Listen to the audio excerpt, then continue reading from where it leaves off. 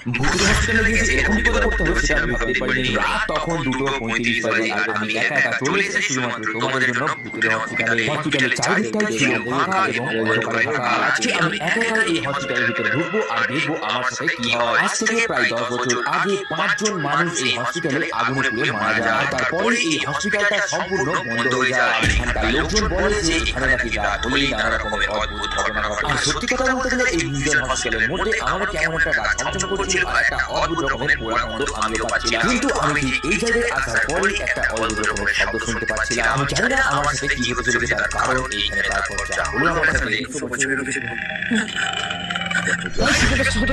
আছে, কিছু আছে, এরকম কিছু আছে।